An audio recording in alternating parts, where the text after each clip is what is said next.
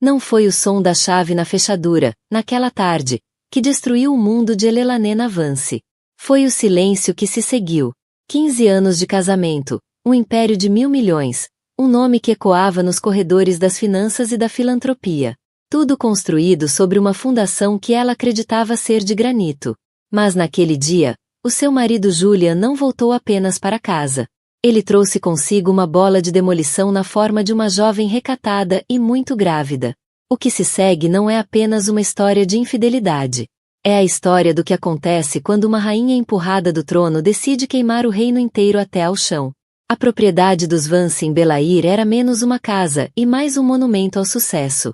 Estendendo-se por 2 acres de encosta meticulosamente ajardinada, a mansão italiana era um testemunho do toque de Midas de Julian Vance. Do lado de fora, era uma fortaleza de calcário e vidro refletindo o dourado sol da Califórnia. Por dentro, era um museu de uma vida perfeitamente curada. Elanena Vance, sua elegante anfitriã, era curadora. Durante 15 anos, desempenhou o seu papel com precisão impecável. Era mulher no braço de Julia no Met Gala, a anfitriã graciosa de angariações de fundos que arrecadavam milhões para causas esotéricas. A parceira silenciosa cuja inteligência aguçada foi, nos primeiros tempos, o andaime sobre o qual Julian construiu seu império imobiliário, a Vance Global Properties. A sua formação em arquitetura não era apenas um hobby pitoresco mencionado em perfis da Vanity Fair. Ela projetou os seus 3 primeiros empreendimentos comerciais lucrativos antes de, graciosamente, recuar para construir o seu lar e a sua posição social. A vida deles era um bailado meticulosamente coreografado. As manhãs começavam com sumo verde no terraço com vista para a cidade, o ar perfumado de jasmim noturno e dinheiro. Julian partia envolto numa nuvem de perfume Tom Ford e autoridade silenciosa, conduzido no seu Bentley preto. O dia de Elanena era um turbilhão de compromissos, provas com designers, reuniões com a Fundação Vance, chamadas com serviços de catering e planeadores de eventos. Ela era CEO da sua vida privada, e a sua performance valia cada um dos milhões associados ao nome de Julian. Os seus amigos, uma constelação de velhas fortunas e novos bilionários da tecnologia, viam-nos como o ideal. Os Lockwoods, os Ayers, os Changens, todos admiravam a parceria dos Vance. Elanena é a arma secreta dele, disse certa vez Michael Astor com carinho arrastado sobre um copo de Macallan de 25 anos. Ela faz com que ele pareça presidencial. E fazia mesmo. Ela suavizava suas arestas corporativas implacáveis. Dava à sua ambição uma face filantrópica respeitável. Ela escolheu a arte nas paredes, um roto aqui, um de Koenig ali, não apenas pelo seu valor, mas pelas histórias que contavam. Histórias de paixão e tumulto contidas numa moldura cara e arrumada, tal como ela própria. As fissuras, claro, estavam lá, mas eram capilares, visíveis apenas para Elanena. Estavam nas chamadas noturnas que Julian começou a atender no escritório, com a porta firmemente fechada. Estavam na nova obsessão pelo telefone, com o ecrã voltado para longe dela com uma casualidade dolorosamente deliberada. Estavam na mudança subtil do seu toque, de possessivo e apaixonado para superficial e distante.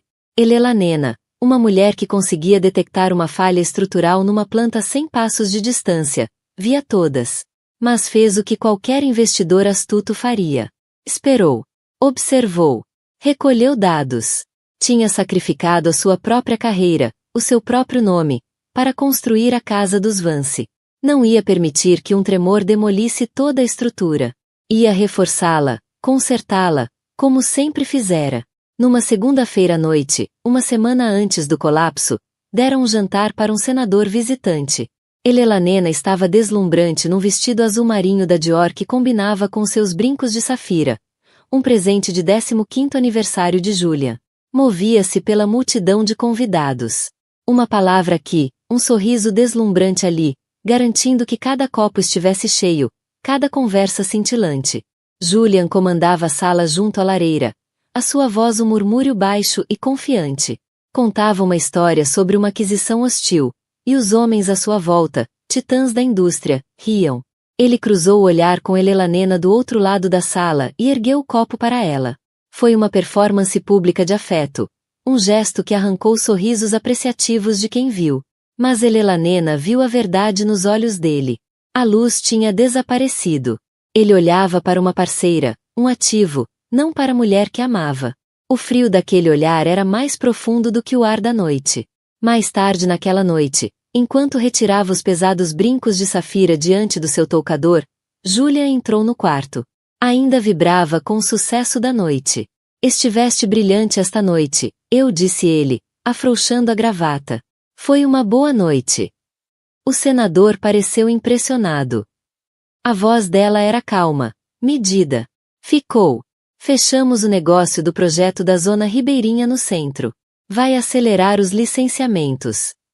Sentou-se à beira da enorme cama deles, desabotoando a camisa. Este vai ser o nosso maior projeto até agora. Milhões. Elelanena observava o seu reflexo no espelho. Nosso projeto? Perguntou suavemente. Júlia hesitou. Claro, nosso projeto. Tu és o rosto da marca, querida. Nada disto funciona sem ti. Foi a resposta errada. Antes era o nosso projeto porque ela estaria na mesa de desenho com ele, debatendo paredes estruturais e continuidade estética. Agora ela era o rosto, um ornamento no capô de um carro que ajudou a construir. Colocou as safiras na caixa de veludo e fechou-a com um estalido. O som foi perturbadoramente alto no quarto silencioso. Estou cansada, Julian disse, virando-se não para ele, mas para a vasta cama vazia. Foi um dia longo. Ele não tentou tocá-la. O abismo entre eles tinha se tornado largo demais para que um simples gesto pudesse atravessar. Ele apenas acenou com a cabeça, recuou para o seu lado da cama e, em poucos minutos, adormeceu, deixando Elelanena sozinha com o grito silencioso do conhecimento de que já não era uma parceira, mas uma funcionária de alto nível na corporação do seu próprio casamento. Ficou acordada durante horas. O peso frio da sua realização, um sudário. A fundação não era granito, era areia, e a maré estava a subir. A terça-feira chegou, um dia pintado nas cores mais insípidas. Era para ser comum. Uma aula de pilates às 9 horas, o catering para a próxima gala do museu às 11 horas, uma revisão final da lista de convidados. O céu era de um branco nebuloso, indiferente. O ar estava imóvel. Era o tipo de dia em que nada de importante devia acontecer. Às 15h15, Elelanena estava na sala de estar principal, um espaço cavernoso com janelas do chão ao teto que davam para a piscina infinita e o vasto tapete cinzento acastanhado de Los Angeles abaixo. Estava a arranjar um ramo de lírios brancos de Casablanca num vaso alto de cristal sueco minimalista. A tarefa era ancorante, cada haste colocada com precisão arquitetônica. O perfume doce e intenso dos lírios enchia o ar, uma fragrância de paz e pureza. Ouviu o som dos pneus na gravilha da entrada mais cedo do que esperava. O Bentley de Julia não era esperado senão dali a 3 horas. O primeiro pensamento foi que algo estava errado, uma emergência, uma mudança de planos. Colocou o último lírio no vaso e virou-se, a testa franzida de leve preocupação. A pesada porta de carvalho abriu-se. Julian estava recortado contra a luz brilhante da tarde. Ele parecia. Ela não conseguia identificar a expressão, não estava estressado, nem zangado, resignado. E por trás dessa resignação, uma réstia de algo que se assemelhava, perturbadoramente, a alívio. Julian, está tudo bem? Perguntou ela, a sua voz ecoando levemente na grande sala. Ele entrou, mas não se aproximou dela. Em vez disso, segurou a porta aberta, os olhos fixos nos dela. Elelanena disse, o tom plano, desprovido do habitual charme. Precisamos de conversar. E então uma segunda figura surgiu por trás dele, entrando hesitante no átrio de chão em mármore frio. Era uma rapariga, não, uma jovem mulher, talvez com 24, 25 anos no máximo. Usava um vestido simples com padrão floral, que mal escondia o pronunciado e inconfundível volume do seu abdômen. Estava grávida de pelo menos 6 meses. Tinha olhos azuis, grandes e assustados, e cabelo castanho clarinho preso num rabo de cavalo simples. Apertava uma mala de couro gasta contra o peito como um escudo, os nós dos dedos brancos. Parecia completamente, tragicamente deslocada. Um dente de leão a brotar através do mármore. O sangue de Elelanena gelou. O perfume dos lírios pareceu subitamente sufocante, animalesco. O ar na sala tornou-se denso, irrespirável. Olhou do rosto aterrorizado da rapariga para o de seu marido, impassível. As fissuras minúsculas do seu mundo perfeito não apenas se expandiram. Explodiram numa teia de fraturas que percorreram todas as superfícies da sua vida. Julian, disse Elanena novamente, e dessa vez a sua própria voz parecia de uma estranha, uma coisa fina, frágil. Quem é esta? Julian finalmente fechou a porta, o baque pesado selando os três dentro da bela e silenciosa sala. Inspirou profundamente, como quem se prepara para dar um golpe fatal.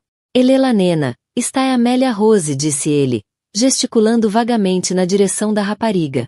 Não há uma maneira fácil de dizer isto. A Amélia tem vivido num dos apartamentos corporativos no centro. As coisas tornaram-se complicadas. Ela vai ficar conosco agora. As palavras não faziam sentido. Eram peças de puzzles diferentes, ilógicas quando colocadas juntas. Ficar conosco. O olhar de Elanena desceu até a barriga arredondada de Amélia. Depois voltou ao rosto de Julian. A pergunta pairava entre eles, não dita, imensa. Como se a tivesse ouvido, Julian fez um leve, quase imperceptível aceno de cabeça. Sim, confirmou, a voz baixa. O bebê é meu. Amélia encolheu-se com a afirmação ousada, os olhos enchendo-se de lágrimas. Olhou para Elanena com uma expressão de puro terror suplicante, como se esperasse ser agredida. Mas Elanena não se moveu, não gritou, não chorou. Uma calma estranha e aterradora apoderou-se dela. Uma quietude ártica que congelou a própria medula dos ossos. Sentia-se como se estivesse a ver um filme da vida de outra pessoa. Os lírios perfeitamente arranjados. A amante a chorar em silêncio. O marido que acabará de detonar a história partilhada com algumas palavras simples. Ela vai viver conosco, repetiu Elanena, a voz num tom morto. Testou as palavras na língua. Sabiam a veneno naquele lar. É a solução mais lógica, disse Julian. O tom a mudar para aquele que usava na sala de reuniões. Razoável, decidido, como se discutisse um simples problema logístico. Ela precisa de apoio, cuidados médicos. É minha responsabilidade. Temos mais do que espaço suficiente. Podemos ser adultos quanto a isto, Ellie. Temos de ser adultos. A palavra era uma obscenidade. Ele trouxera sua amante grávida, uma rapariga suficientemente jovem para ser sua filha, para a casa que a esposa construíra, e pedia-lhe que fosse adulta quanto a isso. Pedia à rainha que recebesse a usurpadora no coração do palácio e lhe oferecesse um quarto de hóspedes. Os olhos de Elanena, da cor do mar revolto, afastaram-se finalmente dos de Julian. Fixaram-se em Amélia. Observou o vestido barato, as sandálias gastas, o rosto aterrorizado e sulcado de lágrimas. Não havia ódio ali. Ainda não. Apenas um profundo, abissal sentimento de traição. Esta rapariga não era causa. Era um sintoma. Um sintoma da fraqueza de Julian, da sua mentira, do seu desprezo absoluto pela mulher que lhe dera tudo. Que quarto estavas a pensar dar-lhe, Julian? Perguntou Elanena, tão baixo que quase foi um sussurro. A suíte Monai. Tem uma vista linda para o jardim de rosas, ou talvez o quarto da ala leste. É mais privado. Julian, confundindo a sua calma com aceitação, ou com choque submisso, pareceu até relaxar. Pensei na suíte azul, por agora. É confortável e discreta. A suíte azul. Elanena acenou lentamente. Claro. Olhou em volta da sala, para a arte que escolhera, os móveis que arranjara, a vida que curara. Cada objeto era uma mentira. Cada memória estava contaminada. A casa inteira já não era um lar. Era uma cena de crime. E nesse momento, a calma ártica dentro dela começou a aquecer. Uma pressão começou a acumular-se atrás dos olhos. Uma força vulcânica que exigia libertação. Tinha sido a arquiteta, a curadora, a CEO. E quando um projeto é corrompido para além do reparo, quando uma coleção é construída sobre fraude, há apenas uma coisa que uma pessoa íntegra pode fazer: demolir. O primeiro som foi pequeno. Elanena virou costas a Julian e Amélia, de frente para a consola onde estava o vaso de lírios de Casablanca. Por um momento, tudo o que fez foi olhar para o seu próprio reflexo no mogno polido, uma máscara pálida e severa. Depois, com um movimento do pulso, tão casual que podia ter sido um acidente, empurrou uma pequena moldura de prata do rebordo da mesa. Caiu no chão de mármore com um leve tilintar. O vidro nem sequer quebrou. Era uma foto dela e de Julia em Aspen, anos antes, os rostos corados de frio e felicidade. Julian soltou um suspiro impaciente. Elelanena, não sejas infantil. Essa foi a palavra que selou tudo. Infantil. Elelanena inclinou-se lentamente, não para apanhar a moldura, mas para agarrar o pesado vaso de cristal cheio de lírios e água. Devia pesar uns 10 quilos. Endireitou-se, segurando-o com ambas as mãos. Olhou para as flores lindas e perfeitas, depois para Julia.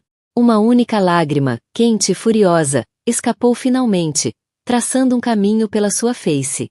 Queres ver infantil, Julia? Sussurrou ela. E depois gritou. Não foi um grito de medo nem de dor, mas de pura raiva destilada. Um som primal que rasgou o silêncio catedralício da mansão.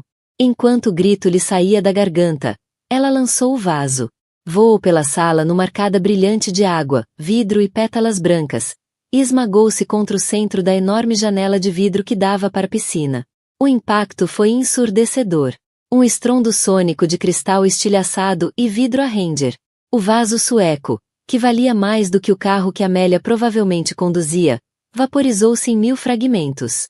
Uma grande fissura em forma de teia apareceu na janela, irradiando do ponto de impacto. Água e lírios esmagados escorreram pelo vidro fraturado como sangue e entranhas. Amélia gritou, tropeçando para trás contra a parede. Julian ficou imóvel por um segundo, o rosto uma máscara de incredulidade. Elelanena, perdeste a cabeça? Mas Elelanena não tinha perdido a cabeça. Tinha-a encontrado. A barragem rebentara. 15 anos de compromissos silenciosos, de desfeitas engolidas, de sorrisos com os dentes cerrados, irromperam numa onda destrutiva de energia. Ela já não era Elelanena Vance, a anfitriã graciosa. Era uma fúria. Um anjo vingador da sua própria queda. Os olhos, selvagens e em chamas, varreram a sala. O olhar pousou na lareira de calcário. Em cima, alinhados, estavam os prêmios. Julian tinha recebido troféus brilhantes de bronze e cristal, placas que o celebravam como promotor do ano, homem de visão. Eram adereços no teatro do seu sucesso. Ela dirigiu-se à lareira, agarrou um pesado troféu de liderança global em bronze e usou-o como ariete. O primeiro obelisco de cristal que atingiu explodiu como um fogo de artifício. Smash! O segundo, uma placa de vidro, estilhaçou-se contra a pedra. Crash! Um por um, ela aniquilou cada símbolo da glória pública dele. Os sons da destruição ecoando a sua própria demolição interna. Para com isso, Elelanena. Para com isto agora mesmo. Julian soltou um bramido, avançando finalmente em direção a ela. Ela girou sobre os calcanhares, brandindo o troféu de bronze como uma arma. O seu rosto estava contorcido, belo e aterrador. Não me toques, rosnou ela, e o veneno na sua voz fez com que ele recuasse. Não tens esse direito. Já não. Virou-lhe as costas e passou o braço sobre uma mesa lateral, atirando ao chão uma coleção de ovos Fabergé antigos, cada um presente de aniversário inestimável. Estilhaçaram-se em salpicos de esmalte e ouro, os delicados cadáveres cravejados de joias deslizando pelo mármore. Ela era um tornado a devastar a própria vida. Moveu-se da sala de estar para a sala de jantar formal. A longa mesa de mogno estava posta para um jantar que nunca aconteceria. Agarrando a ponta da toalha de seda, puxou com força. Uma avalanche de cristal Waterford, porcelana Royal Doulton e talheres georgianos desabou no chão numa sinfonia catastrófica e ensurdecedora de ruína. Copos que haviam brindado senadores, pratos que haviam servido príncipes. Tudo se transformou em escombros cintilantes a seus pés. Julian e Amélia apenas conseguiam assistir em horror. Ele gritava o nome dela, um mantra sem sentido contra a tempestade. Amélia estava encolhida no átrio, chorando. Elelanena estava para além do som. Estava em missão. Invadiu o escritório de Julian. O seu santuário, o seu centro de comando. O ambiente cheirava a couro e arrogância. Sobre a vasta secretária repousava um modelo do novo projeto da Zona Ribeirinha, aquele de que ele tanto se orgulhava. Ela pegou nele e, com um grito gutural, atirou-o contra a parede, onde se despedaçou em 1000 fragmentos de ambição miniaturizada e falhada. Arrancou livros das estantes, não quaisquer livros, mas primeiras edições encadernadas em pele que ele colecionava como prova de intelecto. Esvaziou a secretária, lançando o portátil, os papéis, as canetas de tinta permanente caríssimas pelo ar. Pegou num abre-cartas e, com golpes metódicos e ferozes, rasgou o couro KPM da cadeira de diretor de encosto alto. Por fim, dirigiu-se à grande escadaria curva. O destino era a suíte principal, o quarto deles, o espaço mais íntimo e, portanto, o mais violado da casa. Arrombou a porta. A cama king-size californiana estava perfeitamente feita. Um mar de linho branco bordado. Na penteadeira, os seus perfumes, cremes, a sua vida de esposa. Do lado dele, a coleção de relógios, o mancebo. Dirigiu-se primeiro ao closet dele. Era uma divisão maior do que muitos apartamentos em Nova York. Cabides repletos de fatos feitos à medida da Savile Row, sapatos John Loeb, camisas impecavelmente passadas pela governanta. Ela não se limitou a atirá-los ao chão. Pegou numa garrafa de Chantal Margaux vintage do minibar da suíte, aquela que ele andava a guardar, e começou a despejá-la sobre tudo. O vinho tinto escuro infiltrava-se na lã e na seda finas. Uma nódoa mortal. Encharcou os fatos, as camisas, os sapatos italianos feitos à mão, afogando a vaidade dele numa torrente de vinagre caro. Depois virou-se para o seu próprio closet. O seu arsenal de gaiolas bonitas, vestidos Dior, Tailleur Chanel, sapatos Jimmy Choo. Eram os figurinos de um papel que ela já não representaria. Não os ensopou em vinho. Começou a rasgá-los com as mãos nuas. O som da seda e do cetim a romper era o contraponto dos estilhaços de vidro anteriores. As ferramentas do seu ofício, os símbolos da sua cumplicidade, foram destruídos pela própria dona. Arfando, os nós dos dedos em sangue, o vestido de estilista rasgado, ficou de pé no centro do quarto devastado. Julian apareceu à porta, o rosto pálido de choque e fúria. Está satisfeita? Cuspiu, a voz a tremer de raiva. Acabaste com o teu pequeno chilique. O peito de Elanena subia e descia. Olhou à sua volta para a carnificina. A destruição não era caótica. Era precisa. Tudo o que destruíra era símbolo da mentira que partilhavam. A arte, os prêmios, os jantares de gala, a roupa, tudo tinha desaparecido. Passou por ele, saindo do quarto, os pés descalços a pisar detritos invisíveis. Não olhou. Não olhou para a rapariga ainda encolhida a chorar no átrio. Caminhou de volta para o centro da sala de estar, ao local onde tudo começou. Ali ficou, uma rainha no coração do seu reino arrasado. Sentia-se estranhamente, assustadoramente calma. A pressão desaparecera. No lugar dela, um vazio dourado e límpido. Virou-se para o marido. A voz, quando falou, já não era aguda de raiva, mas baixa e firme, forjada no fogo que ela própria acendera. Não acabei, disse, os olhos presos nos dele. Apenas comecei. O silêncio que caiu sobre a mansão era mais pesado e opressor do que o ruído que o precedera. Era o silêncio de um campo de batalha depois da luta, denso com o cheiro da destruição. Vinho derramado, perfume caro, e o pó de estuque e vidro pulverizado. Júlia encarava Elanena, a fúria momentaneamente eclipsada por uma percepção gélida. Aquela não era a mulher histérica que esperava. O fogo nos olhos dela fora abafado, substituído por brasas frias e duras. A mulher diante dele, régia entre os escombros que ela própria criará, era uma estranha. Esperava lágrimas, súplicas, um colapso emocional desastroso que pudesse gerir, controlar e, no fim, usar contra ela. Não esperava uma demolição. Estás louca, murmurou. As palavras eram tanto uma acusação como um diagnóstico. És completamente louca. Amélia, encorajada pelo silêncio, avançou timidamente desde o átrio. O rosto sulcado de lágrimas era uma mistura de medo e algo mais, uma consciência nascente. Olhou da devastação ao redor para a fúria fria no rosto de Elanena e depois para Julian. O homem poderoso e encantador que prometera cuidar dela estava agora impotente diante da tempestade que desencadeara. Julian, talvez devesse ir embora, sussurrou, a voz a tremer. Posso chamar um táxi? Não vais a lado nenhum, disparou Julian, a autoridade a regressar ao concentrar-se no problema mais simples. A rapariga assustada voltou o olhar furioso para Elelanena. Olha o que fizeste. Olha para isto. Assustaste-a. Elelanena soltou uma gargalhada curta e cortante, desprovida de humor. Ah, fui eu que a assustei? Tu arrastas esta criança para nossa casa como escudo humano da tua própria cobardia. E eu sou o monstro. Tens uma perspectiva espetacular, Julian. Deu um passo deliberado em frente, os pés descalços estalando sobre o pó cintilante de uma taça estilhaçada. Nem sequer estremeceu. Queria ser adulto sobre isto? Ótimo! Vamos ser adultos. Esta já não é a tua casa. A partir deste momento, estás a invadir propriedade alheia. O rosto de Julian ficou roxo de indignação. Invadir? Esta é a minha casa. O meu nome está em todas as escrituras, todos os títulos. Um nome que eu ajudei a construir, contrapôs Elelanena, a voz a cair para um tom mortalmente calmo. Um império que eu ajudei a planear, uma vida que eu desenhei. Podes ter pago os tijolos, mas fui eu quem forneceu o projeto e a argamassa. E estou a reivindicar a minha propriedade intelectual.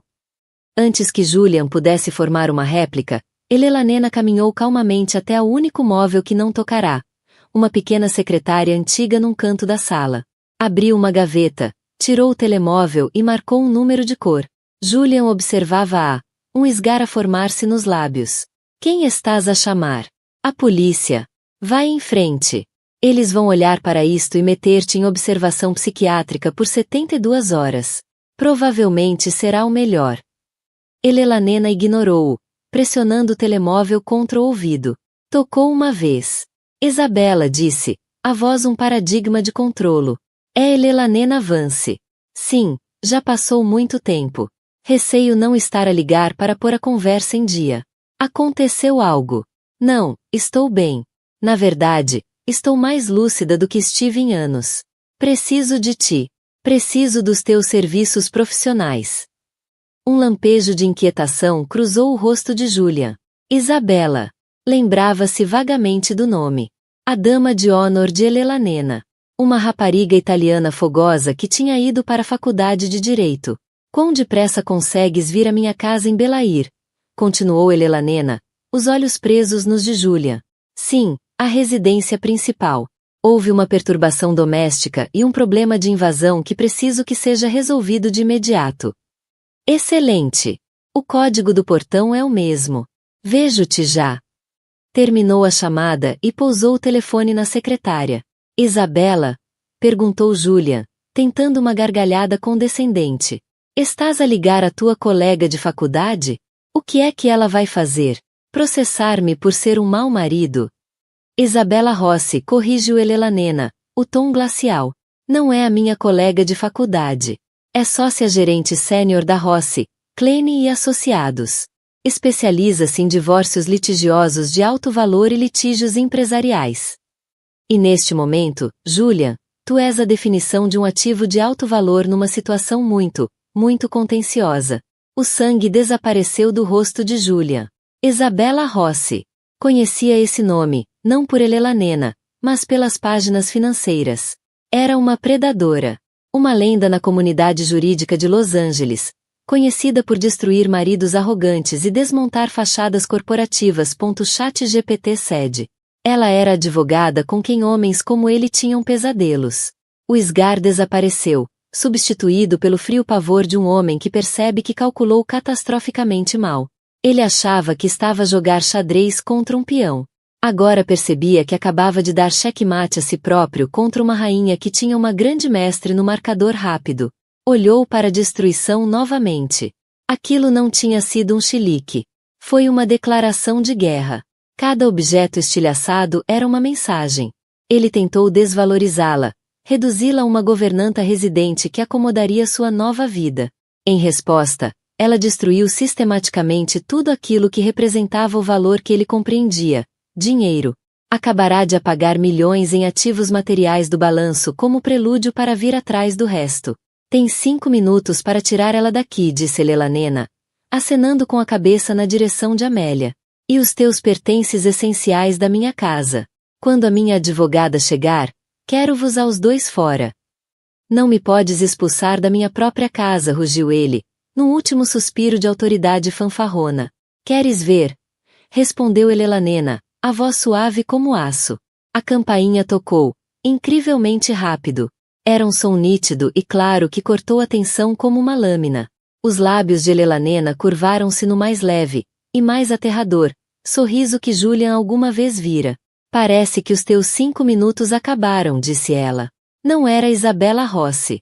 Eram 2 agentes fardados do LAP. A ameaça anterior de Julian materializou-se, mas não da forma como ele imaginava. Um dos vizinhos, ao ouvir o crescendo da destruição, ligara para a polícia. O rosto de Julian iluminou-se de alívio triunfante. Finalmente disse, virando-se para os agentes. Graças a Deus que chegaram, senhores agentes. A minha mulher teve algum tipo de surto psicótico. Como podem ver? Os 2 agentes, um veterano experiente e uma jovem mulher, entraram e os olhos arregalaram-se com a escala do caos. Parecia que um furacão tinha aterrado na sala de estar. Mas depois olharam para as 3 pessoas. Viram Julian, agitado e furioso. Viram Amélia, grávida, a chorar e aterrorizada. E viram Elanena, de pé, calma e estranhamente serena no meio de tudo aquilo. Tinha os nós dos dedos a sangrar e o vestido rasgado, mas a sua expressão era de total controlo. Não parecia psicótica. Parecia uma vítima de uma agressão profunda. Senhora, disse o agente veterano, a voz gentil, dirigindo-se a Elanena. Pode nos contar o que aconteceu aqui? Antes que Elanena pudesse falar, Julia interveio. Cheguei à casa e ela ficou louca. Começou a partir tudo. Tenho uma convidada aqui. Está grávida. E a minha mulher atacou-nos. Elanena levantou uma mão, um gesto de tamanha autoridade que Julian realmente ficou em silêncio. Ela fitou o agente nos olhos. Melhor para quem? Exigiu Julian. Esta é a minha casa. Também é a casa dela, senhor, respondeu o agente, a paciência a esgotar-se. Neste momento, é uma disputa civil. Mas se não sair e ela quiser apresentar queixa por invasão, voltamos cá e será uma conversa diferente. Sugiro que vá. Julian estava encurralado.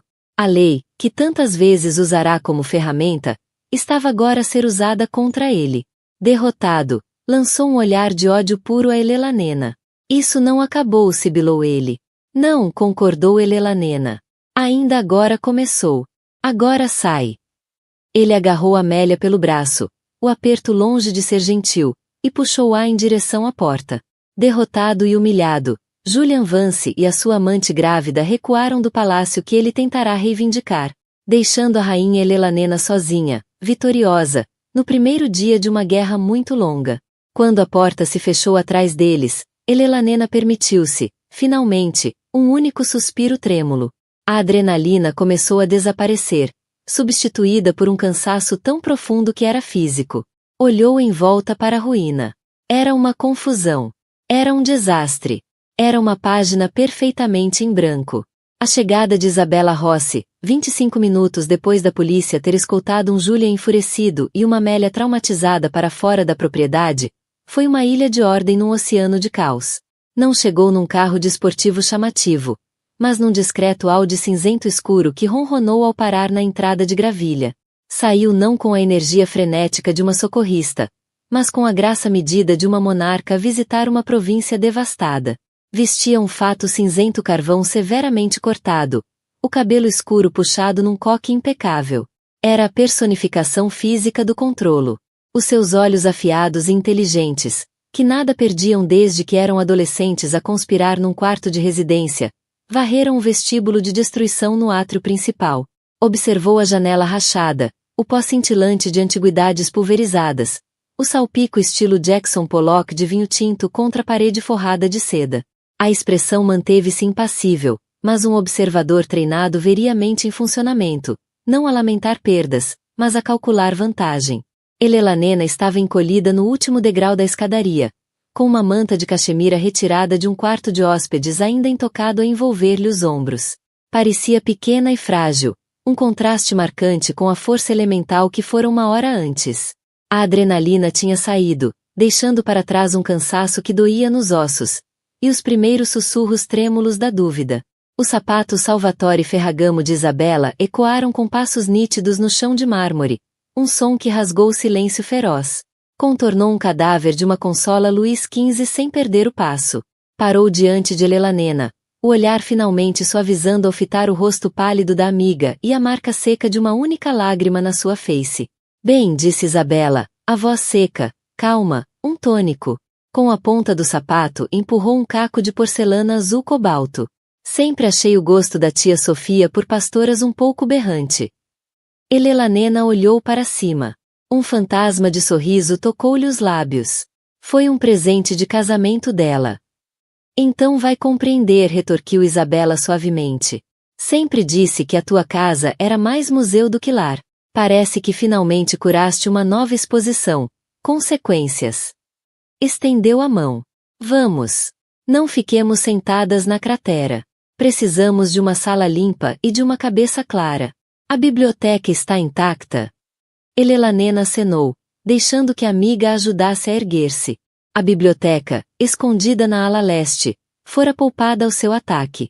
Era um santuário de madeira escura, couro gasto e o cheiro reconfortante de papel antigo. Isabella guiou-a até um sofá Chesterfield profundo e dirigiu-se ao bar. Os movimentos eram econômicos, precisos. Ignorou os maltes de topo e serviu 2 copos de água lisa, estendendo um a Elanena. Bebe, ordenou suavemente. Agora sou tua amiga, e amo-te, e mais tarde teremos um colapso emocional digno congelado e filmes terríveis. Mas neste momento sou a tua advogada, e preciso que sejas uma testemunha, não uma vítima. Dá-me a linha temporal desde o segundo em que ouviste o carro na gravilha. Cada palavra, cada gesto. Não interpretes. Não edites. Só relata. Sentou-se em frente a Elanena numa cadeira de couro de encosto rígido, tirou um caderno de capa em pele e uma caneta de aparo da pasta e esperou. O simples ato profissional foi profundamente estabilizador. Elanena respirou fundo e começou a falar, a voz ganhando força enquanto relatava os factos do embate daquela tarde. Descreveu o tom plano de Julian, o silêncio aterrorizado de Amélia, a razoabilidade obscena da proposta para todos viverem sob o mesmo teto. Descreveu a calma ártica que precedeu a tempestade da sua fúria e a natureza metódica da destruição que se seguiu. Concluiu com a chegada da polícia e a retirada humilhante de Julian. Isabella escutou, a caneta riscando ocasionalmente no papel. Não vacilou. Não ofereceu platitudes simpáticas. Era uma sismóloga a analisar leituras de um terremoto. Quando Elanena terminou, Isabella fechou a caneta.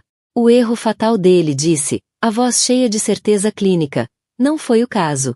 Nem sequer a gravidez. Homens como Julian consideram isso passivos geríveis. O erro fatal dele foi subestimar o adversário. Esperava uma mulher a chorar, histérica, que ele pudesse sedar e controlar. Estava preparado para uma tragédia. Não estava preparado para uma insurgência. Eu perdi a cabeça, não foi? Sussurrou Eleanor, a dúvida a regressar. Não, corrigiu Isabella, inclinando-se para a frente com intensidade feroz. Ouve-me, eu. Não perdeste a cabeça. Focaste-a. Ele entrou aqui para obliterar a tua realidade, para te rebaixar de esposa carcereira na tua própria casa. Histeria teria sido rendição. Lágrimas, uma concessão. O que fizeste, gesticulou vagamente na direção do átrio arruinado, foi uma resposta tática. Não magoaste ninguém. Não fizeste uma única ameaça de violência física. Destruíste propriedade. E no estado de comunhão de bens da Califórnia, essa propriedade é tão tua quanto dele. Legalmente, é um ato de dissipação de bens conjugais, provocado, e eu vou argumentar com sucesso, por um ato de crueldade emocional extrema. Ele entrou nesta casa com uma clava psicológica. E tu respondeste incendiando a aldeia. É dramático, sim. Mas não é loucura. É uma declaração de intenções escrita em cristal estilhaçado. Deixou as palavras assentar, vendo o olhar caçado de Elanena começar a esmorecer, substituído por um lampejo do fogo frio de antes. Ele achava que te podia internar, continuou Isabella, a voz endurecendo. Esse era o plano. Pintar-te como desequilibrada, conseguir uma ordem de internamento de emergência e, enquanto recuperavas, os advogados dele apresentariam o divórcio, tomariam conta de todos os bens e instalavam um projeto grávido dele na tua casa. Tu, ao teres a clareza de me ligar e falares com calma à polícia, desmontaste essa estratégia antes que sequer começasse. Venceste a primeira batalha, ele decisivamente.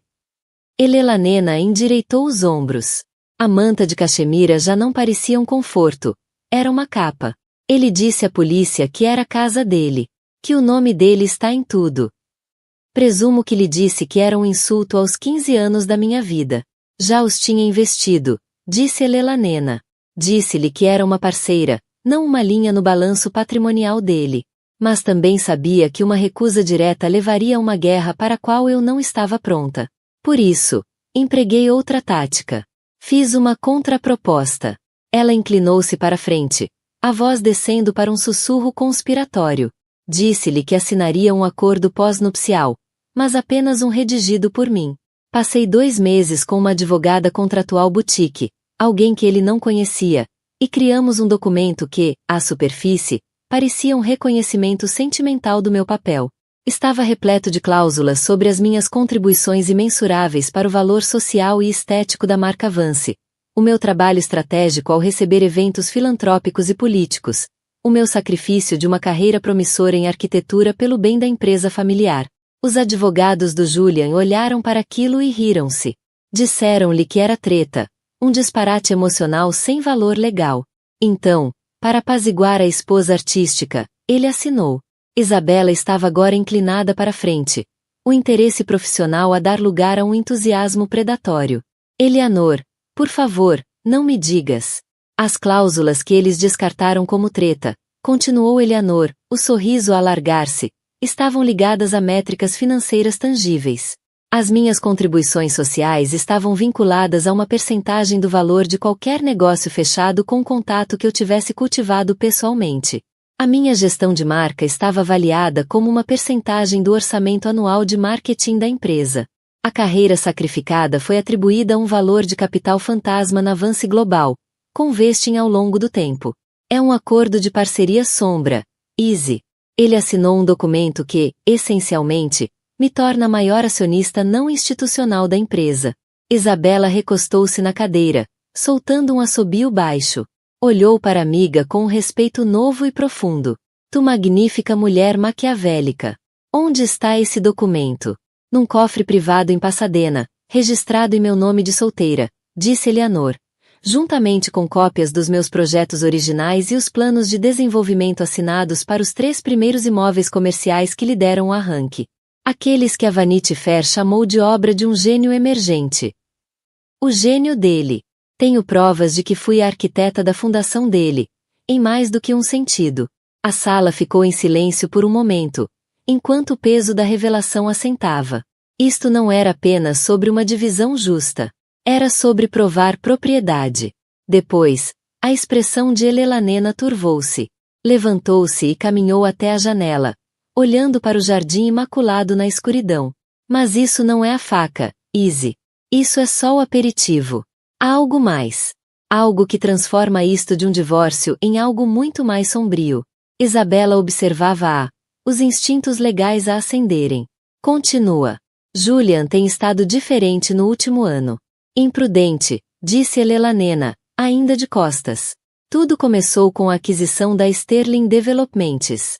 Foi uma tomada hostil em grande escala. Todos os conselheiros dele, incluindo eu, disseram que era arriscado demais. A empresa estava afogada em dívidas. Mas o Julian tem de ser o maior tubarão do tanque. Avançou na mesma, colocando a Vance Global em risco máximo. Lembro-me do negócio. Acenou Isabela. A imprensa financeira chamou-lhe o grande feito dele. Chamaram-lhe o que ele lhes disse para chamar. Disse Elelanena com amargura. Mas eu sabia que os números não batiam certo. A dívida era alta demais. O fluxo de caixa não podia sustentar aquilo. Continuei a perguntar-me como é que ele fez. Como é que convenceu os bancos? Por isso, fui ver. Finalmente virou-se, o rosto pálido, os olhos sombrios com o peso do que estava prestes a dizer. Ainda tem uma chave de acesso de nível executivo aos servidores principais da empresa. Uma porta traseira antiga, da altura em que eu revisava os projetos dele. Ele nunca pensou em revogá-la. Nunca pensou que eu a usaria. Durante os últimos 3 meses, tarde da noite, tenho seguido um rastro digital. Ela respirou com dificuldade. Easy, aquilo é um castelo de cartas. Ele falsificou toda a base financeira do negócio com a Sterling. Criou uma rede com pelo menos uma dúzia de empresas de fachada offshore através de uma firma nas Ilhas Caimão, Etal Red Holdings, by Seed Ventures. Nomes que nada significam porque nada são. Começou a transferir sistematicamente os ativos reais da Vance Global para essas empresas. Depois apresentou relatórios de lucros e ativos falsificados aos bancos e acionistas. Fez a empresa parecer 2 vezes mais valiosa do que realmente era para garantir os empréstimos de um negócio que agora está a afundar todo o navio. Ele não me mentiu só a mim. Cometeu fraude de valores mobiliários, fraude bancária e fraude eletrônica, em larga escala e sistemática. A alegria desapareceu do rosto de Isabela, substituída por uma seriedade letal. A de uma especialista em desarmamento que acaba de encontrar o temporizador. Essa revelação ultrapassava a lei do divórcio. Entrava no território da penitenciária federal. Ele acha que o caso é o maior problema, concluiu Helena, a voz quase um sussurro.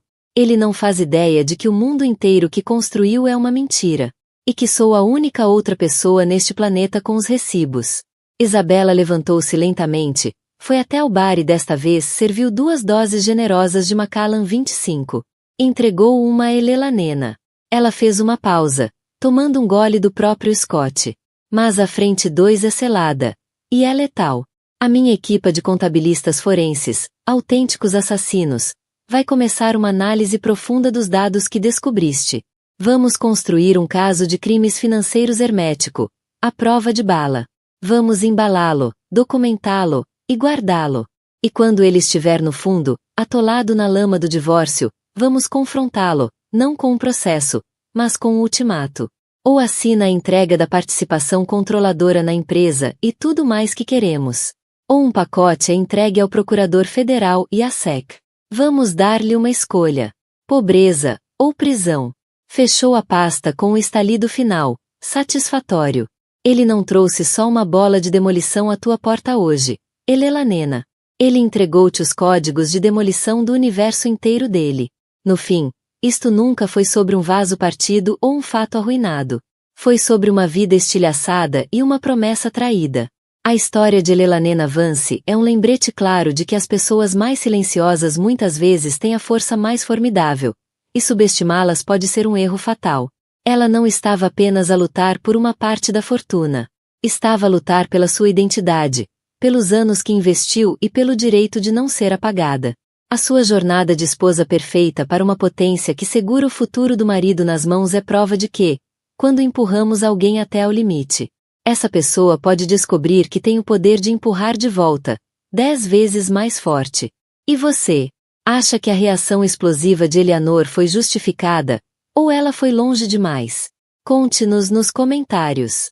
Se ficou cativado pela luta de Helena por justiça e quer mais histórias de drama, vingança e empoderamento, não se esqueça de clicar em gosto, partilhar este vídeo com alguém que precisa de ouvir, e, mais importante, subscreva o nosso canal e ative o sino para nunca perder uma história chocante.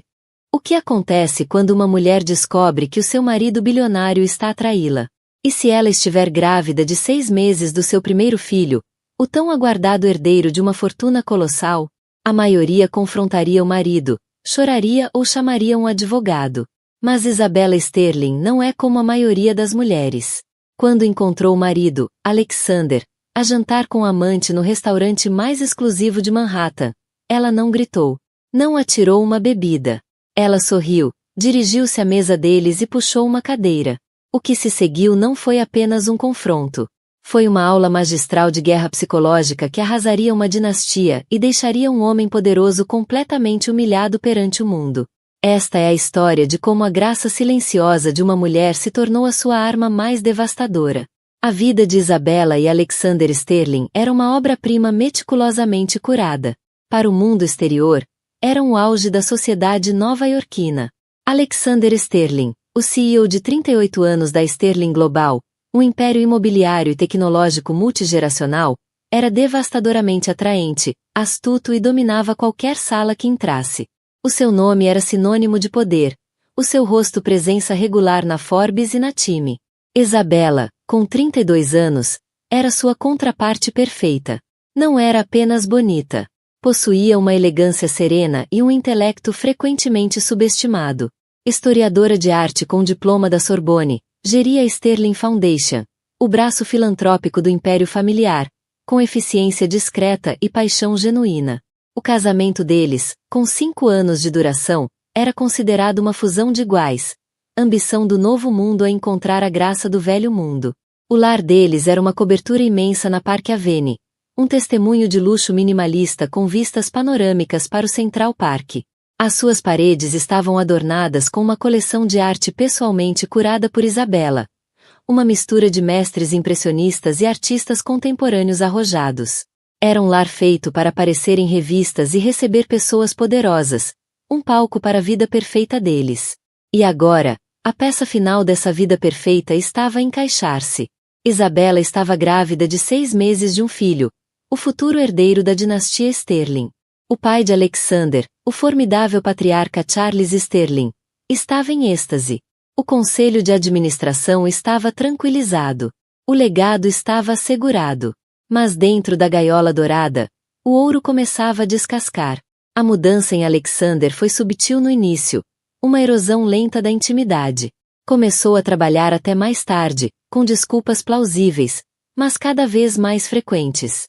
Reuniões do conselho que se prolongavam, chamadas noturnas com o escritório de Tóquio, a resolver uma crise com a nova aquisição. Chegava a casa com um leve cheiro de um perfume desconhecido, algo floral e exótico, marcadamente diferente da fragrância subtil de sândalo e baunilha de Isabella.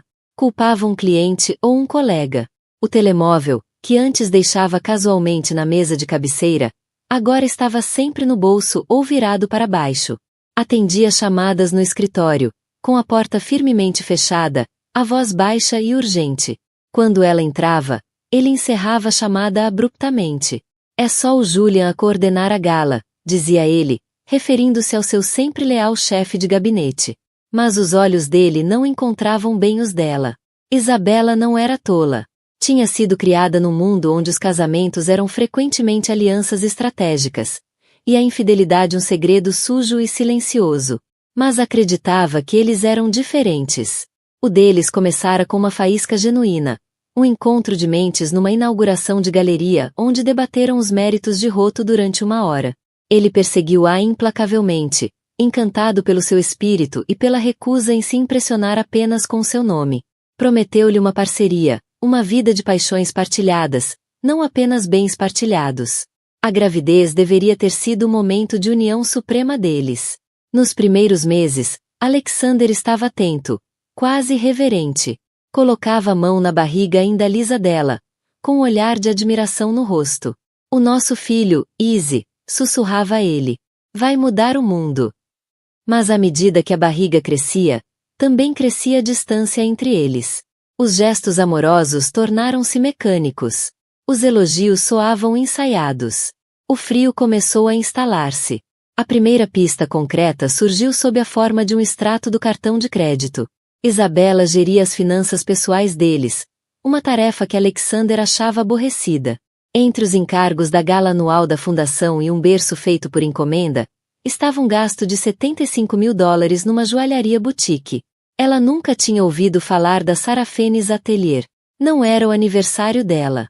Não era o aniversário de casamento. Quando ela lhe perguntou casualmente sobre isso, ele congelou por uma fração de segundo antes de se recompor. Ah, isso, disse ele, acenando com a mão de forma despreocupada. É um presente para minha mãe. O aniversário dela é no próximo mês. Quis comprar algo especial. Era uma mentira perfeita. Plausível, até atenciosa. Exceto por um pequeno detalhe. Isabella já tinha comprado o presente de aniversário da sogra. Uma primeira edição rara de um livro que ela e Alexander tinham discutido semanas antes. Ele esquecera-se da mentira. Tão suave, ainda assim, tão desajeitada, era como um caco de vidro no coração dela. Ela não o confrontou. A mente treinada para analisar as subtilezas da arte e da história começou a ver os padrões. As noites fora, as chamadas secretas, o perfume fantasma, o presente extravagante e inexplicável. Eram pinceladas num retrato de engano. Chorar ou gritar não adiantaria. Só lhe daria a oportunidade de mentir mais, de a manipular, de lhe chamar hormonal e emocional devido à gravidez. Não. Se Alexander estava a jogar um jogo, ela aprenderia as regras e jogaria melhor. Não seria a esposa grávida histérica. Seria uma Sterling. E os Sterlings não perdem. O primeiro passo foi ligar a uma antiga amiga da universidade, uma mulher chamada Chloe, que agora dirigia uma das firmas de investigação privada mais discretas de Londres. Chloe, disse Isabela, a voz firme e calma, sentada no seu escritório banhado pelo sol com vista para a cidade.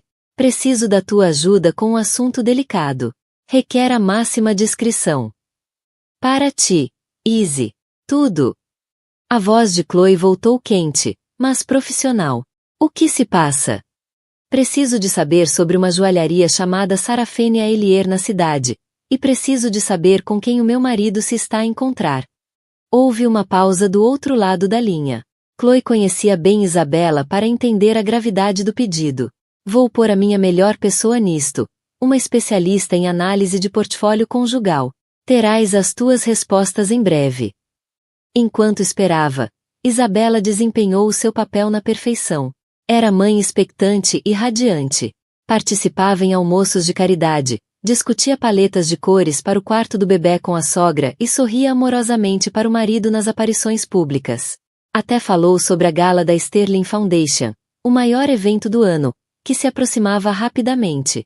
Alexander, querido, disse ela uma noite enquanto ele afrouxava a gravata. Estava a pensar no plano de mesas para a gala. Devíamos pôr o Marcus Thorne na nossa mesa? Sei que a empresa dele é uma concorrente importante, mas pode ser um bom movimento político. Alexander mal levantou os olhos do telemóvel. Thorne? Não, absolutamente não. Mantém-no o mais longe possível de mim. Ele é uma cobra.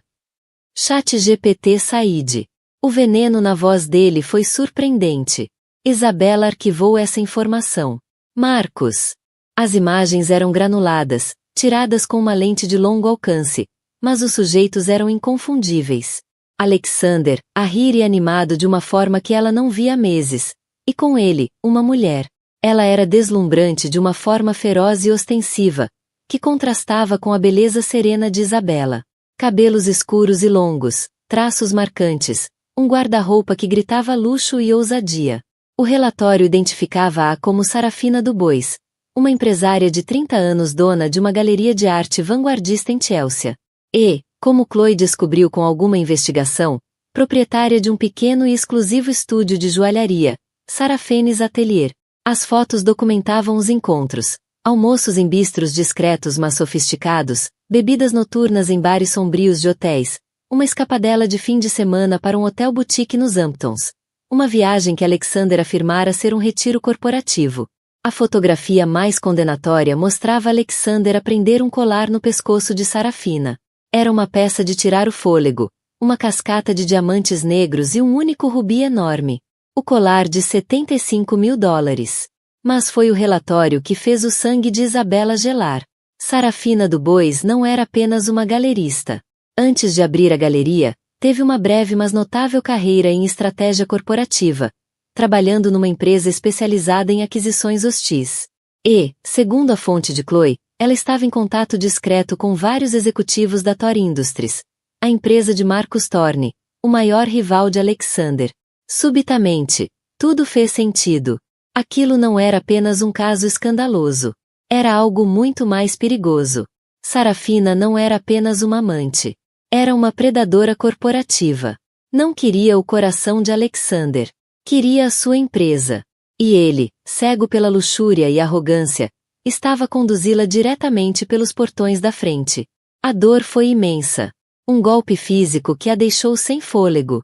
Não era apenas a traição dos votos matrimoniais, mas o total desprezo pela família, pelo futuro, pelo filho ainda por nascer.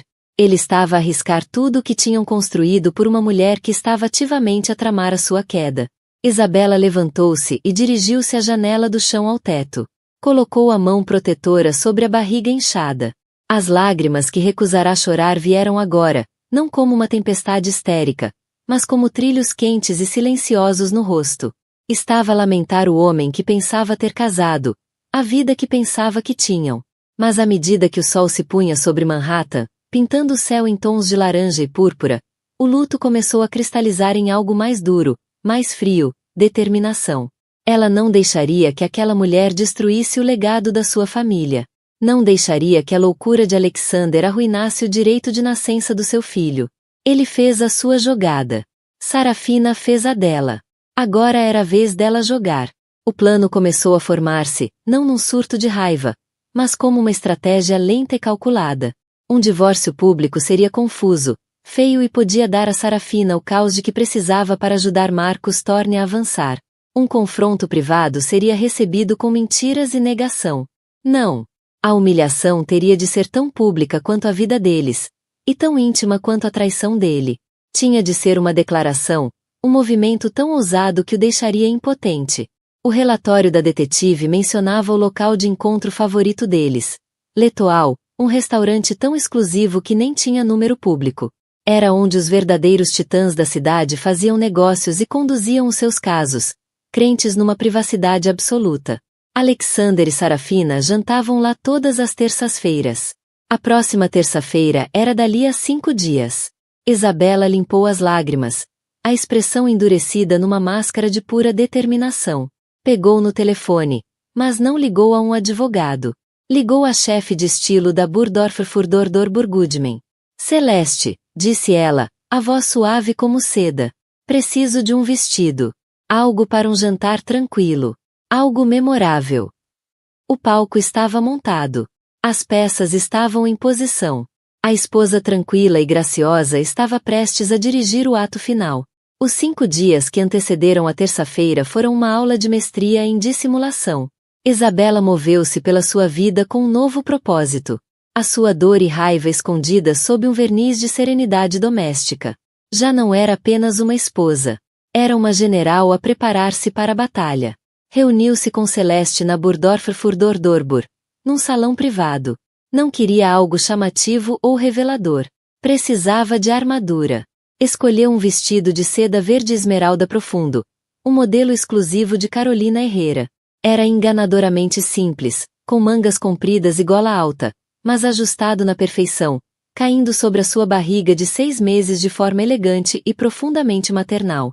A cor foi escolhida de forma deliberada, a cor da inveja, mas também do renascimento e do poder.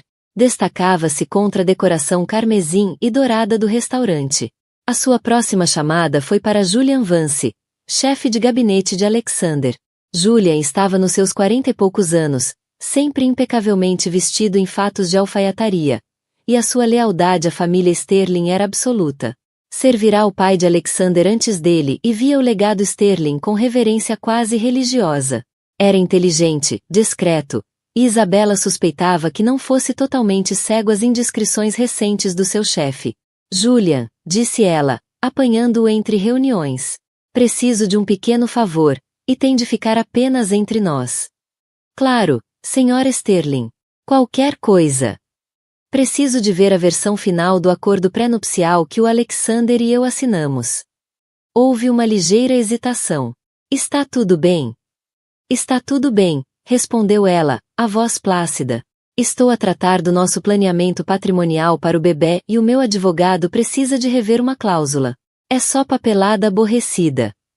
A mentira era suave, corporativa e credível.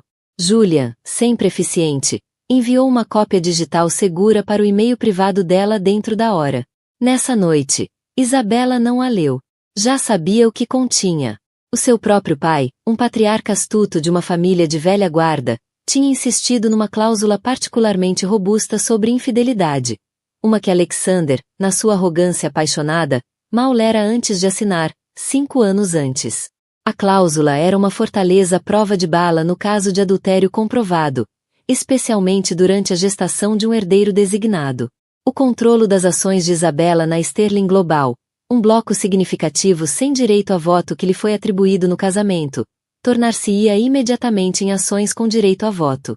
Além disso, ganharia 2 assentos no conselho da Sterling Foundation e controle unilateral de um fundo fiduciário substancial criado para os seus futuros filhos. Era uma opção nuclear que o pai dela implementara, esperando que ela nunca tivesse de a usar. Em vez de ler o pré-nupcial, passou a noite a investigar. Mergulhou em todos os artigos, relatórios financeiros e rumores que conseguiu encontrar sobre Marcus Thorne e Sarafina Dubois. Isabella ouviu mais do que falou, conduzindo a conversa com perguntas subtis. Vi a galeria mais fascinante em Chelsea no outro dia. Comentou para um grupo que incluía a esposa de um importante banqueiro. A Galeria Dubois. A proprietária, Sarafina, parece ter explodido na cena artística. Tão ambiciosa. Uma das mulheres, uma notória fofoqueira chamada Beatrice, mordeu a isca imediatamente. Ambiciosa é uma forma de dizer, resmungou ela. Escaladora social é outra. Ela tem sido vista por todo lado com toda a gente. No ano passado era com um duque europeu. Agora parece ter os olhos postos no mundo corporativo. Ouvi dizer que é muito próxima de Marcus Thorne. Mesmo? Perguntou Isabella, com uma expressão de leve curiosidade. Oh, sim, continuou Beatrice, encantada por ser o centro das atenções. Meu marido diz que o Thorne está a usá-la como consultora social. Todos sabemos o que isso significa. As peças não estavam apenas a encaixar. Estavam a formar um mosaico de conspiração. Sarafina era a arma de Thorne, apontada diretamente ao coração da Sterling Global. Na segunda-feira, véspera do jantar, Isabella fez os preparativos finais. Agendou um horário para cabelo e maquilhagem para a tarde seguinte.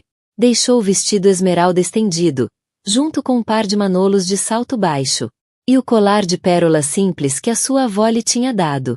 Era um visual clássico, irrepreensível. O seu movimento final e mais crucial foi marcar uma reunião para quarta-feira de manhã, o dia depois do jantar. Enviou um único e-mail encriptado a partir de uma conta privada. Não foi dirigido ao seu advogado. Foi para Charles Sterling, o seu sogro. A linha de assunto era simples. Assunto urgente de família sobre o futuro da empresa. Pediu uma reunião no escritório privado dele, a sós. Charles, um homem que não desperdiçava tempo com trivialidades, confirmou em minutos. 9 horas. Com isso, o tabuleiro de xadrez estava montado. Todas as peças em posição. Tinha as provas do detetive. Tinha confirmação da ligação de Sarafina a Thorne. Tinha respaldo legal através do pré-nupcial. E tinha audiência com o único homem que poderia derrubar Alexander sem destruir a empresa. O pai dele. O jantar no Letoal não seria o início da guerra. Seria o checkmate. Essa noite, Alexander chegou tarde outra vez. Parecia cansado, mas energizado. Uma combinação estranha que ela agora compreendia. Provavelmente vinha diretamente de Sarafina. Trazia um pequeno ramo de rosas brancas. Para ti, Izzy, disse ele, beijando-lhe a face. O perfume daquela outra mulher impregnava o casaco. Estava a pensar em ti e no nosso menino. Isabella aceitou as flores com um sorriso suave. Sustentou o olhar dele, o coração um bloco de gelo. Obrigada, querido. São lindas. Por dentro, gritava. A hipocrisia era tão profunda que parecia surreal. Ele ali, oferecendo uma amostra do seu suposto afeto enquanto desmontava ativamente a vida deles. E punha em risco o futuro do filho. Estás bem? Perguntou ele, um lampejo de algo. Culpa? Preocupação? Nos olhos. Estás calada. Apenas um pouco cansada, respondeu, pousando uma mão sobre a barriga. O bebê tem estado a mexer o dia todo. É forte. Deixou as palavras pairar no ar. Um lembrete subtil do que ele estava a trair. Ele assentiu. O lampejo de culpa desapareceu, substituído pela habitual confiança despreocupada. É um Sterling. Claro que é forte. Isabella foi para a cama cedo, alegando cansaço. Mas não dormiu. Ficou acordada, a olhar para o escuro, a mente calma e límpida. Não sentia medo, apenas uma clareza profunda e arrepiante. Não era a vítima desta história. Era a juíza. Era ela quem decidiria como terminaria. Pensou na mulher que fora há 5 anos. A historiadora de arte esperançosa que se apaixonara por um bilionário carismático.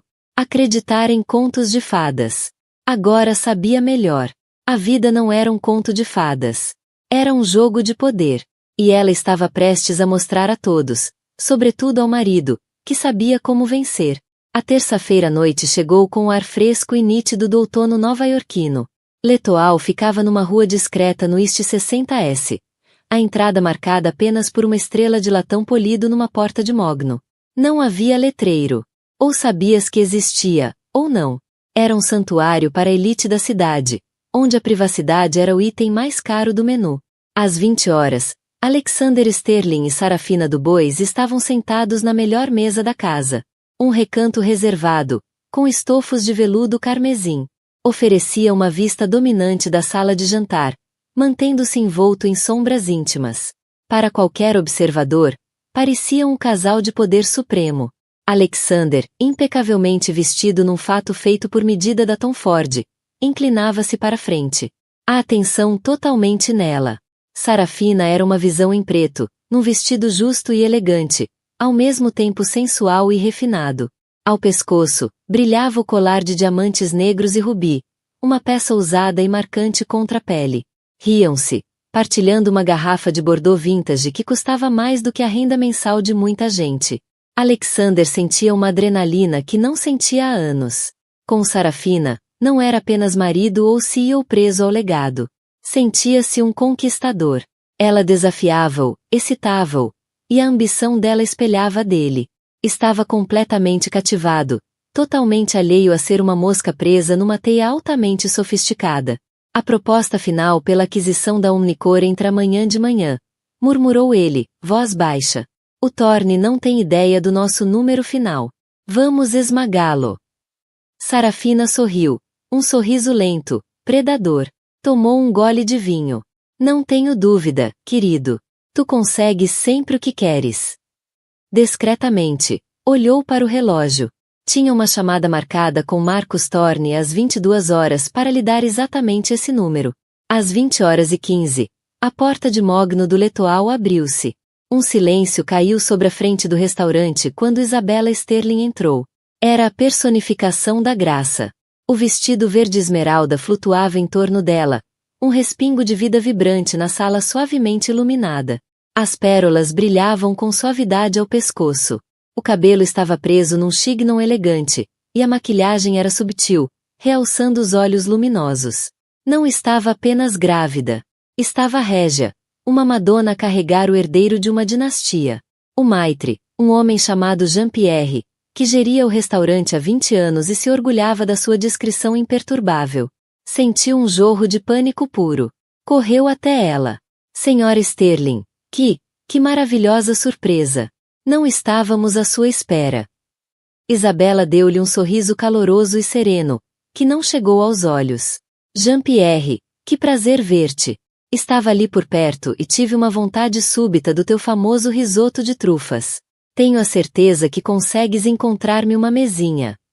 O tom era leve, mas os olhos varreram a sala, pousando diretamente no canto onde o marido estava sentado, de costas parcialmente voltadas para ela. Jean-Pierre começou a suar. Claro, senhora Sterling, mas talvez uma mesa junto à janela. É mais calma. Tentava desviá-la, evitar uma catástrofe. Não é preciso incomodar-te, disse Isabella, a voz ainda gentil. Vejo que o meu marido já está aqui. Que coincidência adorável. Vou simplesmente juntar-me a ele. Antes que Jean-Pierre pudesse protestar, ela começou a andar. A travessia da sala pareceu uma eternidade. Todos os olhos estavam nela. O zumbido baixo das conversas esmoreceu. As pessoas que a reconheceram, e naquela sala, todos a conheciam, ficaram imóveis, talheres suspensos no ar. Cheiravam sangue. Aquilo era melhor que teatro. Isabella chegou à mesa. Não parecia zangada. Não parecia histérica.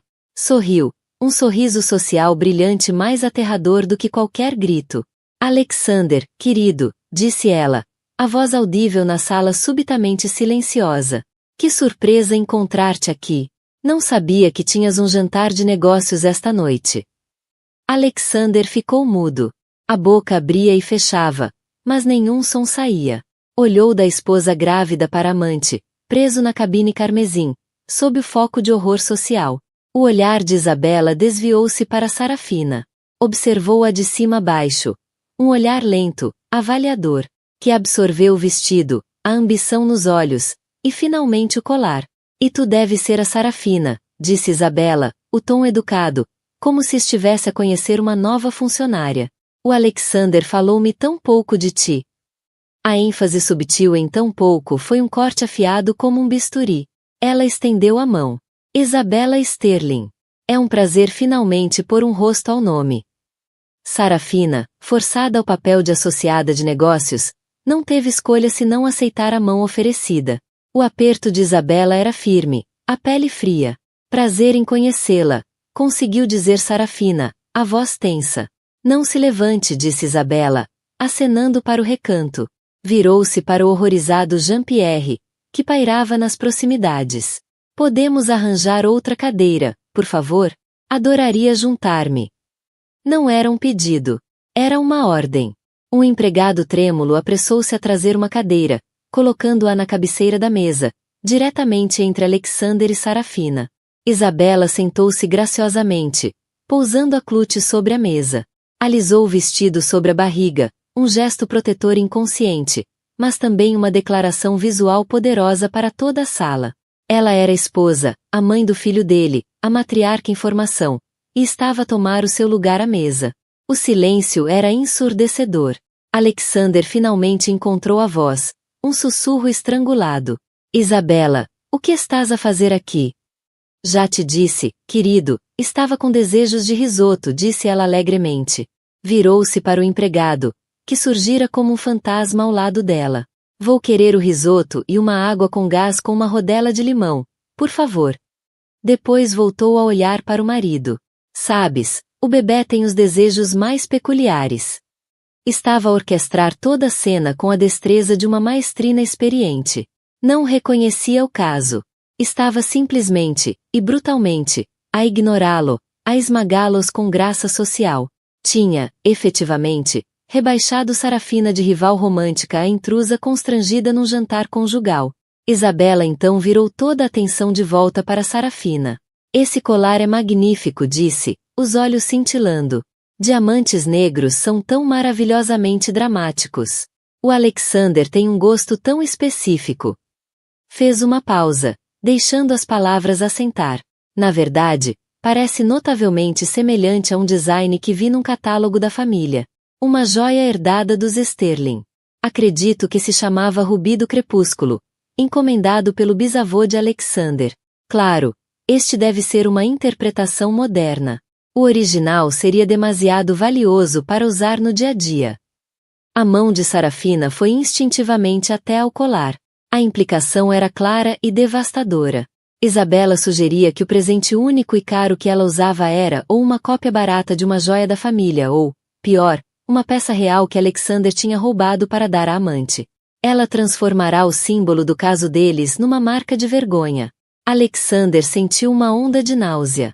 O colar não era uma relíquia da família, mas ele tinha dito a Sarafina que era.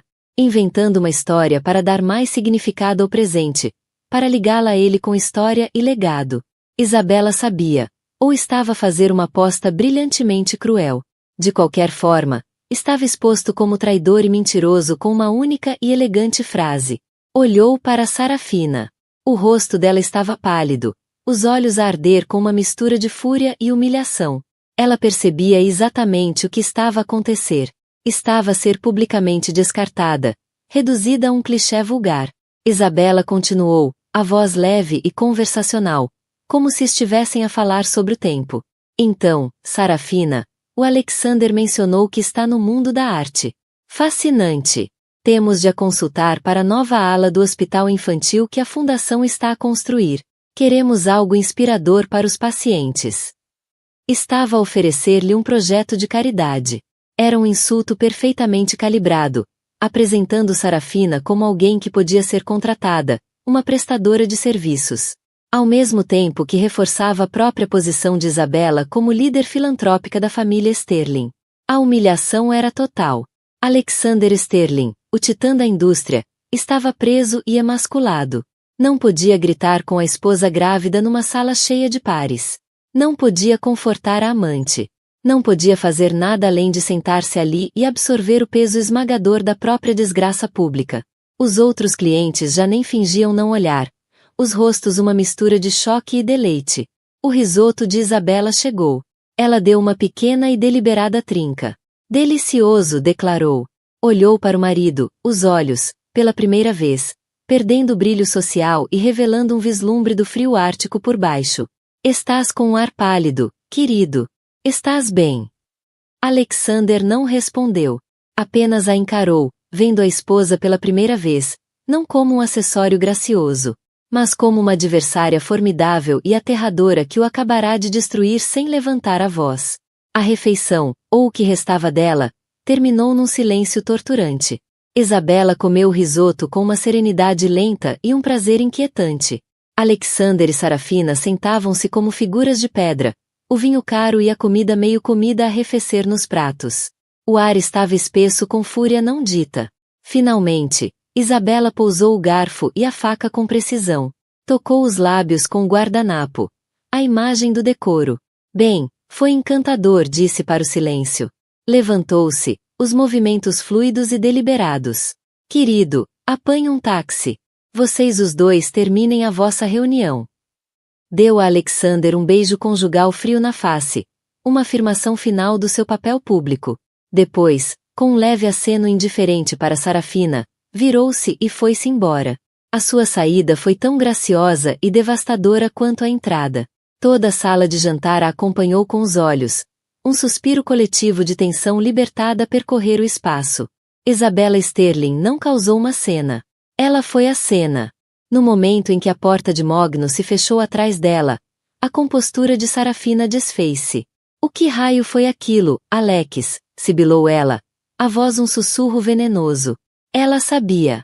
Sabia tudo. Fez-me parecer uma idiota. Uma patética. Alexander finalmente saiu do torpor. A humilhação rapidamente a azedar em fúria. Baixa a voz, rosnou ele, atirando o guardanapo para a mesa. Achaste que eu queria isto? Foi um ataque calculado. Uma armadilha. Ela chamou o meu colar de cópia. Os olhos de Sarafina arderam. Ofereceu-me um trabalho de caridade. Tens ideia de quão humilhante foi isso? Sim, tenho alguma ideia, retrucou ele, a voz a subir. Ele era quem acabará de ver o seu mundo ser detonado em público. Atirou várias notas de $100 para a mesa, sem sequer olhar para a conta. Vamos. A viagem de carro até o apartamento de Sarafina foi um vórtice de raiva tóxica. Atacaram-se mutuamente. A ilusão do romance perfeito e poderoso a desintegrar-se em acusações feias. Como pudeste ser tão descuidado? Como é que ela sabia que estaríamos lá? Exigiu Sarafina. Não te atrevas a pôr isto em cima de mim. É tanto culpa tua quanto minha. Tu e a tua ambição. Sempre a pressionar. A minha ambição? Ela riu, um som amargo e cortante. Tu adoravas a minha ambição há 5 minutos. Não tentes fazer-me parecer a vilã aqui, Alexander. Tu é que és casado. Tu é que mentiste sobre aquele colar ridículo. Ele deixou-a no prédio dela com um chiar de pneus. A discussão ficou sem resolução, o ar denso com o cheiro da traição e do fracasso. Enquanto se afastava, a raiva por Sarafina já estava a ser eclipsada por uma onda de fúria dirigida a Isabela. A mulher quieta, solidária, previsível que ele pensava conhecer acabará de revelar um lado completamente estranho e aterrador. Ela não o tinha apenas confrontado. Ela o havia estrategicamente desmembrado. Alexander entrou furioso na cobertura da Park Avenue, pronto para a gritaria da sua vida. Encontrou Isabela na sala de estar, calmamente a beber uma chávena de chá de camomila. Já não usava o vestido esmeralda. Trocara por um simples robe de cachemira cor creme. Ela levantou os olhos quando ele entrou, a expressão plácida. Chegaste cedo, disse calmamente. A represa da raiva dele rompeu. O que raio foi aquilo, Isabela? Que exibição teatral repugnante foi aquela? Tens ideia do que acabaste de fazer? Tenho sim, respondeu ela, a voz perdendo a suavidade e ganhando um tom de aço. Acredito que revelei a verdade de um modo do qual tu não podias escapar com mentiras, embora tenho a certeza que vais tentar. Humilhaste-me.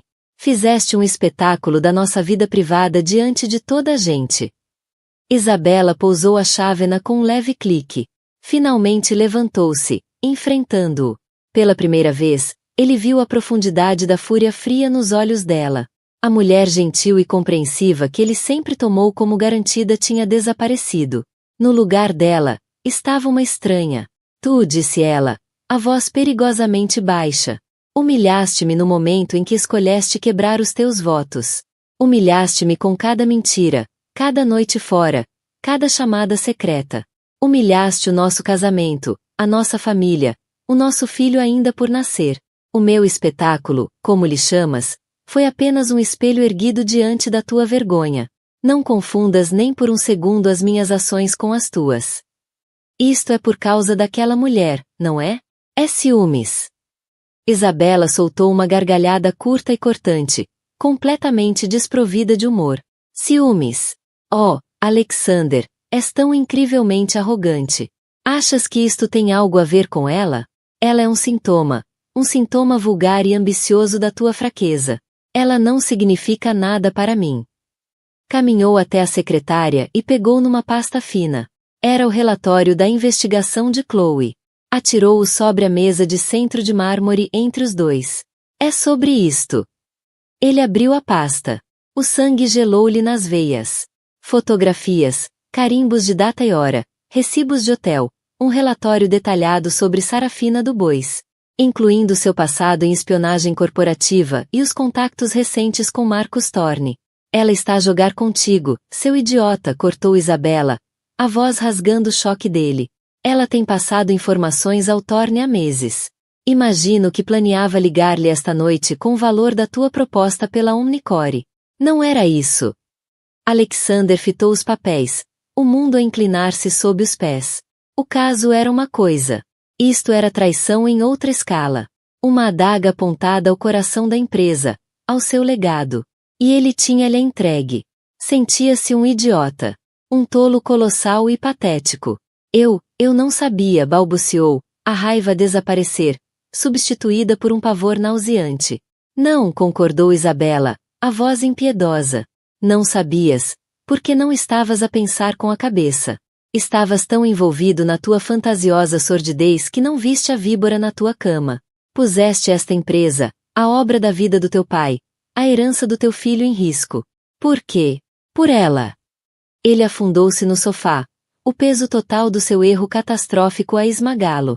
Tinha sido manipulado, usado e completamente comprometido. Olhou para Isabela, uma súplica desesperada a formar-se no olhar. Esperava ver triunfo, mas viu apenas uma determinação gélida. Aquilo não era o fim do ataque dela. Era só o início. Isto muda tudo, Izzy, disse ele, a voz vacilante. O Thorne, temos de o parar. Temos de trabalhar juntos. Isabela lançou-lhe um olhar de pena. Não há nós, Alexander. Já não. Estás sob a impressão errada de que ainda estás numa posição de negociar. Ela retirou outro documento da secretária. Estendeu-o. Era uma cópia do acordo pré-nupcial, com a cláusula de infidelidade destacada a amarelo. Desde que descobriu teu caso, agora meticulosamente documentado e confirmado por pelo menos metade da elite nova-iorquina. Graças ao teu jantar de hoje, esta cláusula entrou em vigor. As minhas ações na Sterling Global são agora ações com direito de voto. Tenho controle unilateral sobre o fundo do nosso filho. E tenho o direito de nomear 2 novos membros para o conselho da fundação. Alexander encarou o papel, a mente em turbilhão. Lembrava-se de o ter assinado, rindo-se, achando uma formalidade para o pai dela. Nunca imaginou que seria usado. Era um golpe corporativo escondido nos votos de casamento. Não podes fazer isso, murmurou. Isso iria destabilizar tudo.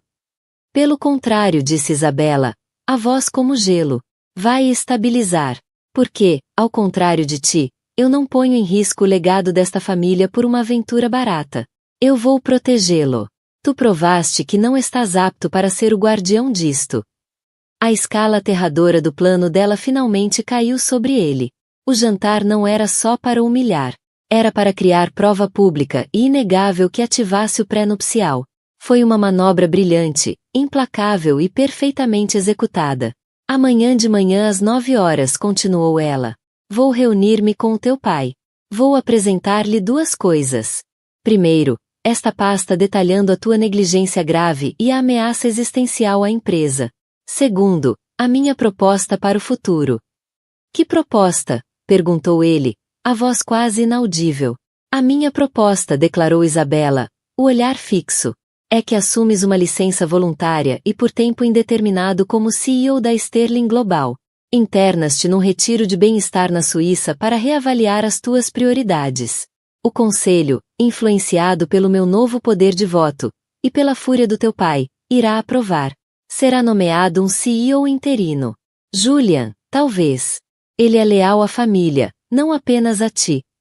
Era uma aniquilação completa. Ela não estava apenas a divorciar-se dele ou a tirar-lhe o dinheiro. Estava a arrancar-lhe a identidade, o poder, o trono. Estava a exilá-lo. Olhou para a mulher à sua frente.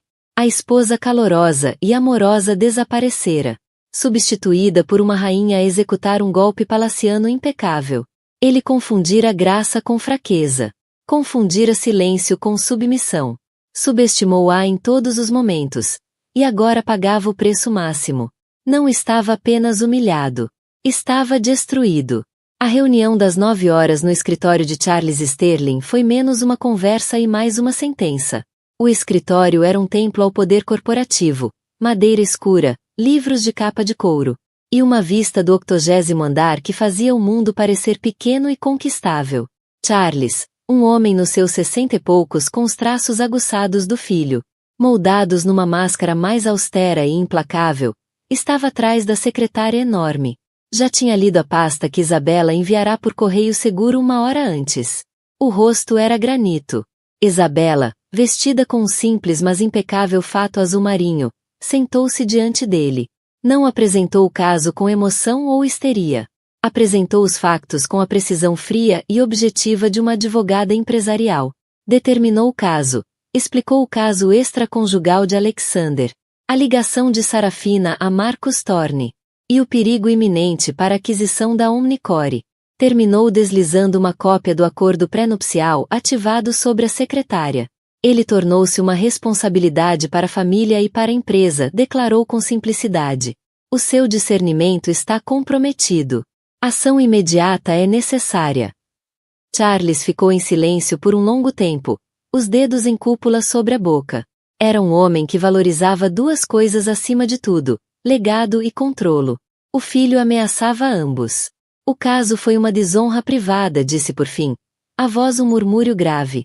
Mas a espionagem corporativa é pecado capital. A gala é dentro de 2 semanas. Estou ciente, respondeu Isabela.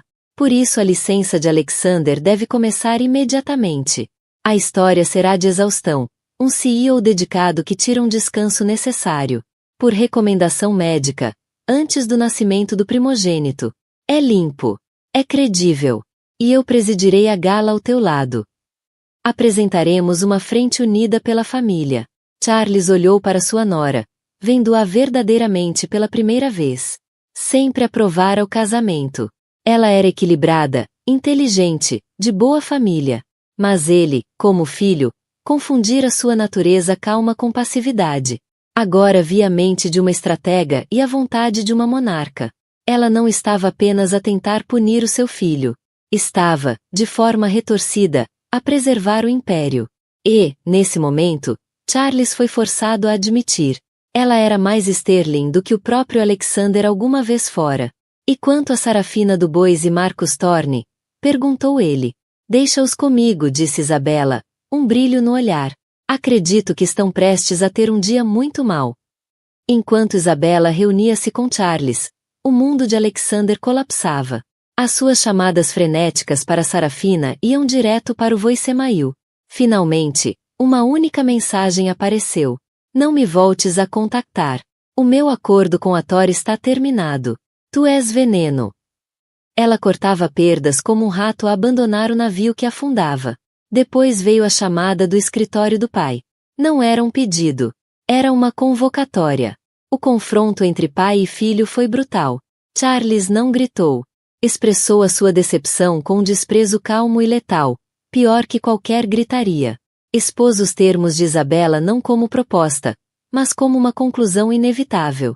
Alexander tentou argumentar, defender-se, mas as palavras estavam vazias. Não tinha influência.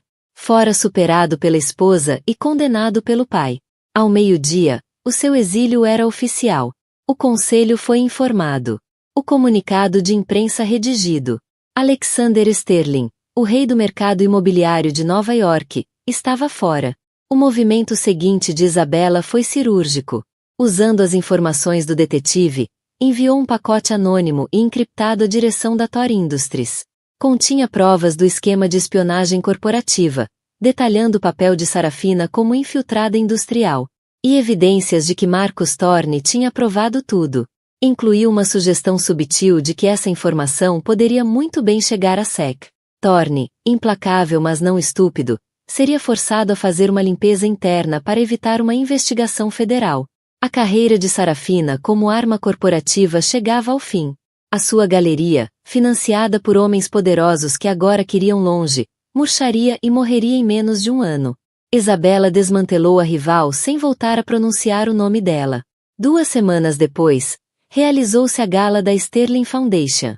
Foi o evento social da temporada, e o súbito afastamento de Alexander era o tema principal nas conversas.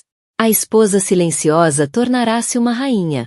E o seu reinado estava apenas a começar.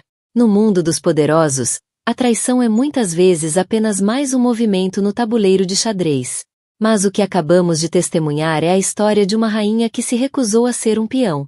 A jornada de Isabella Sterling não foi sobre vingança. Foi sobre recuperação. Ela recuperou o seu poder, a sua dignidade e o futuro da sua família. Não com gritos e ameaças, mas com inteligência, estratégia e uma vontade inquebrável. Ela lembra-nos que a verdadeira força nem sempre é a voz mais alta na sala, mas muitas vezes a mente mais silenciosa, aquela que vê o tabuleiro inteiro, enquanto os outros só veem o próximo movimento. O que achaste da jogada final de poder de Isabela? Ela foi justificada, ou a sua queda foi demasiado brutal? Deixa-nos a tua opinião nos comentários abaixo. Se adoras histórias de drama, intriga e empoderamento, não te esqueças de carregar no botão de gosto. Partilha este vídeo com alguém que apreciaria uma história de consequências épicas. E, mais importante ainda, subscreve o nosso canal para mais dramas da vida real que são mais estranhos do que a ficção. A tradução completa para português, Portugal, está concluída, mantendo tom e estilo idênticos. Tradução palavra por palavra sempre que possível. Correções gramaticais e pontuação adequadas. Nenhuma mudança de estrutura ou narrativa.